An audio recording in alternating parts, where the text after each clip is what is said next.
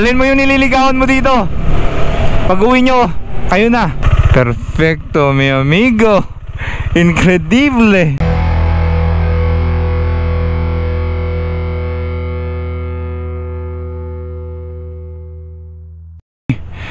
Napakakulimlim, umuulan. Magdamag yan, umuulan. So ngayon pupunta tayo ng Cagraray Eco Park. Cagraray Eco Park. At mula rito ay abot din ng 38 kilometers. Now, unfortunately, hindi tayo nakabili dito ng adapter, ng laptop power adapter, kasi by order daw yan abot ng 7 to 10 days. So napaka hassle na nangyari. But anyway, nakabili na ako ng SD card, extra SD card, para magamit natin sa iba pang lakad natin dito. So diretso na natin ng Cagraray. Good morning. Alright, papakita ko lang sa inyo yung map kung saan tayo pupunta ngayon. Dito tayo sa Legazpi City, dito sa Albay. At pupuntahan natin itong Cagraray Eco Energy Park. Alright, ayon kay Google Maps, ito ay may habang 37.3 kilometers. Abot daw yan ng 1 hour and 1 minute. Medyo malapit lang naman yung biyahe natin, pero maulan kasi ngayon. Actually kagabi nag-uulan siya, malakas ang ulan. So tignan natin kung maganda yung panahon ngayon. Siyempre mas mapabilis yung biyahe natin kung hindi uulan. So anyway, yan lang po yung mapa natin. Napakasimple lang, pero napakaganda daw yung daan dito. Kaya ina-expect ko na talagang mabubusog yung mata ko dito sa lakad na to. Let's go. Maluwang nga itong Legazpi City. Pumunta actually ako dun sa may dagat kahapon, sa may baywalk nila, or tinatawag nilang boulevard. Mahaba rin yun, actually maganda. Ang ganda ng ngayon, no? Kita nyo, konti na lang yung ulap sa taas at tumatakip, pero ang ganda. Alright, so nakalabas na tayo dun sa city proper ng Legazpi. Ang ganda ng daan, no?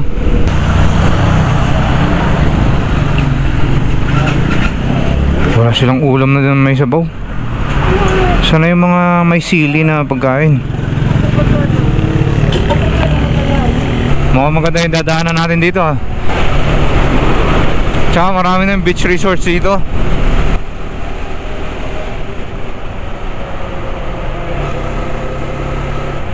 Oh, paanan ng bundok. Tapos sa kanan natin ay dagat. Saan ka pa? Unfortunately, hindi natin masyado makita yung dagat dahil nga may mga punong kahoy sa gilid. Pero maganda sanang view to, no? Pag wala yung mga nakaharang dyan. Ganda ng daan.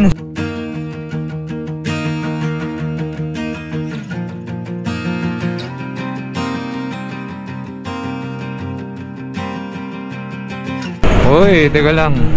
Magandang tambayan to, ha. Ay, oo nga, maganda nga.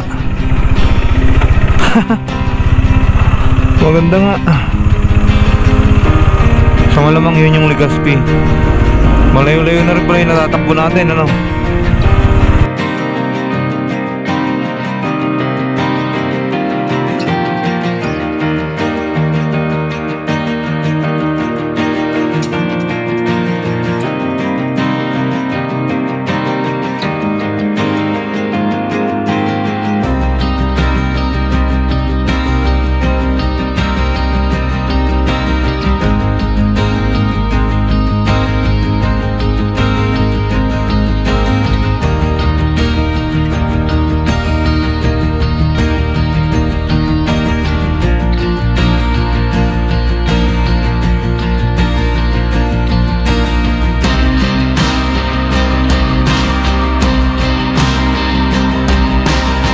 Uy, akyatan na to.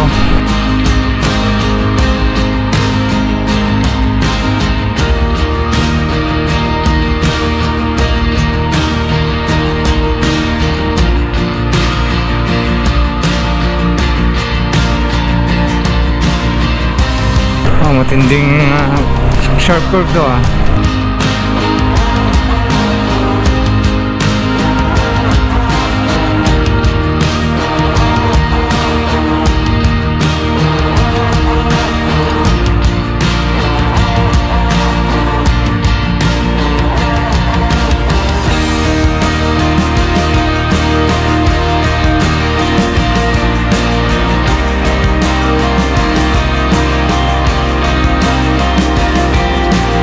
Tindi ng mga akyatan dito. Akyatan, likuan, ang ganda.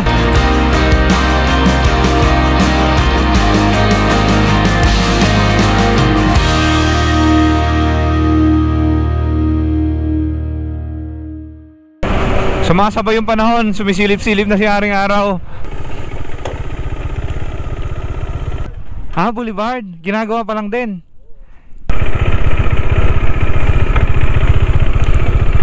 Ganda nga.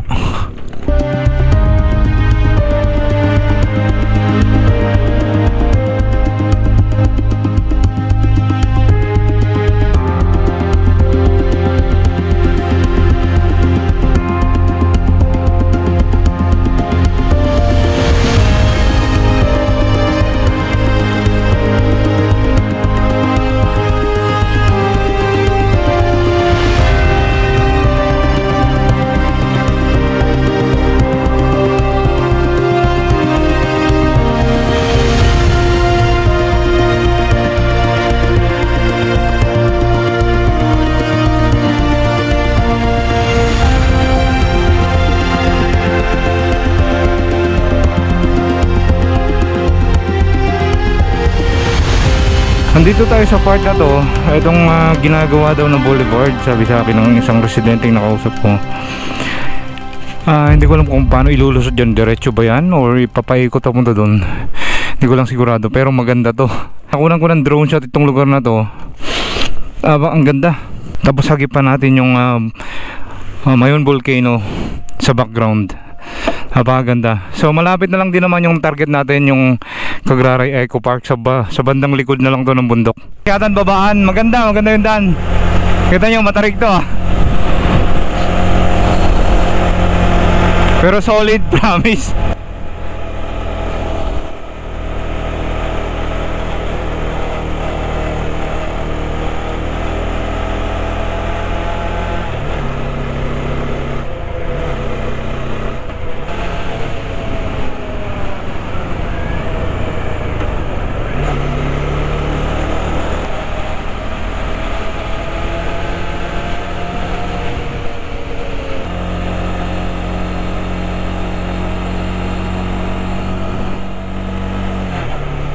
May gasolinahan naman doon, may mga bote-bote.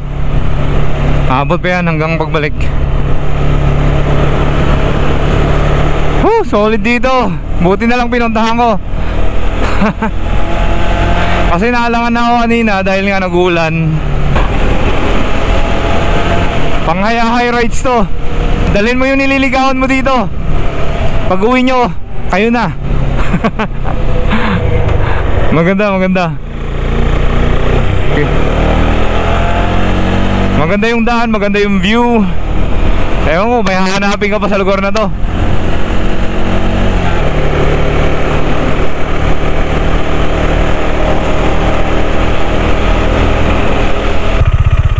Perfecto, mi amigo. Incredible.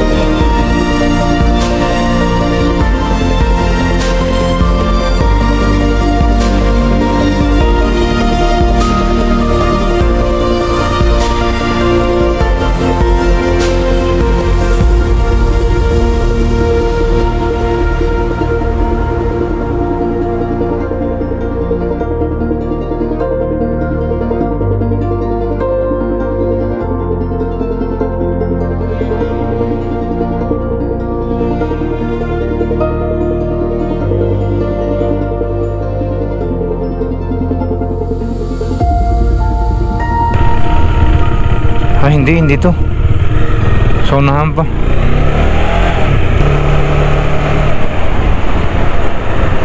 Cagraray Eco Energy Park. Saan dito?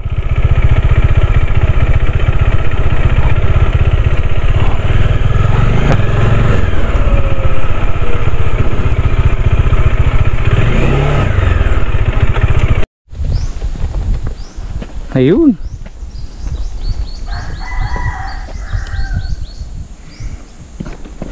Diyan, marami pa lang tao dito.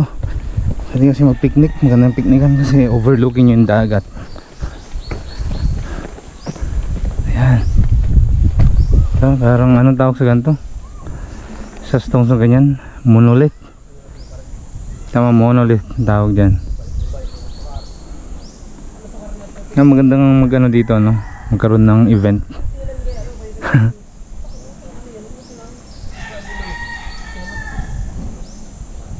Tapos sa baba pala nun, may mga barangay din. May fishing village din pala dun sa baba. Wow, nice. Mga brother, dito na tayo sa Cagraray. Napakaganda pala ng lugar na to. Lalo kong na-enjoy kanina yung daan. Grabe yung daan, napaka-solid. Kung kayo mahilig sa mga banking-banking, siguro malamang nagbabanking na kayo doon. Akyatan, babaan, matatarik din yung akyatan tsaka babaan doon. Pero maganda yung daan, aspaltado, tapos malapad pati. Yun talaga na-enjoy ko doon. Tapos sa daan mismo, lalo na pagdating ko doon sa taas na ng bundok, grabe, tanaw na yung dagat. At napakaganda ng tanawin, sobra.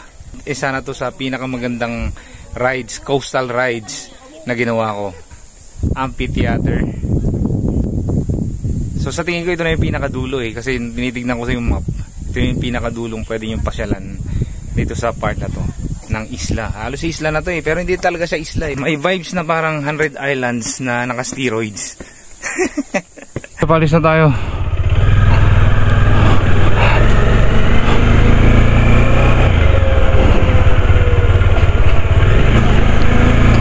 Maganda. Sa baba niyan, I think barangay na yan, yung papuntang barangay.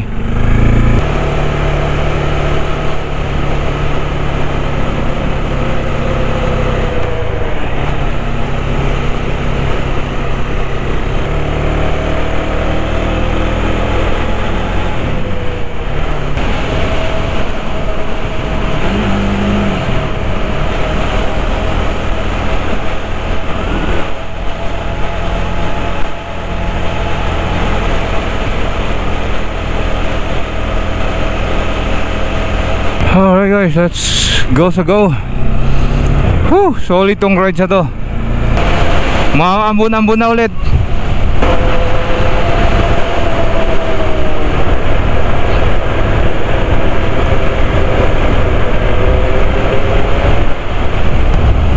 Ito ulan na to ambun na yan.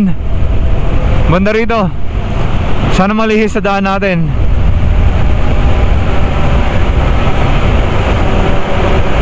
Bilisan lang natin ng konti para kahit pa paano malihis tayo. Dito nang gagaling sa part na to. Alright, dito na tayo sa baba. Grabe, inulan ako dun sa taas kanina. Woo! Ang lakas ng ulan. So bale, ito na yung pinakababa. At babaybay na lang natin itong gilid ng dagat. Makakonekta na tayo dun sa main road. So mag-extend na lang tayo dito sa Legazpi muna ng isa pang gabi. Dapat pupunta ako ng Sorsogon. Kaso i-scrap out na natin yung Sorsogon. Babalikan na lang na uli natin itong Bicol sa mga susunod na pagkakataon para malibot natin yung kabuuan talaga ng Bicol region, no? Pero at least meron na tayong napasyalang pang iba para next time pagbalik natin yung iba naman para makover natin lahat, di ba? Wala na, tinodo na nga talaga. So kakarating lang natin dito sa Santo Domingo, bayan ng Santo Domingo. Tinodo na yung ulan. Buti na lang nakarating pa tayo dito sa 7-Eleven. Actually malapit lang din naman to sa Legazpi, sa totoo lang. At saka maganda rin naman yung daan. Pero wag lang idire-diretso itong ulan na to.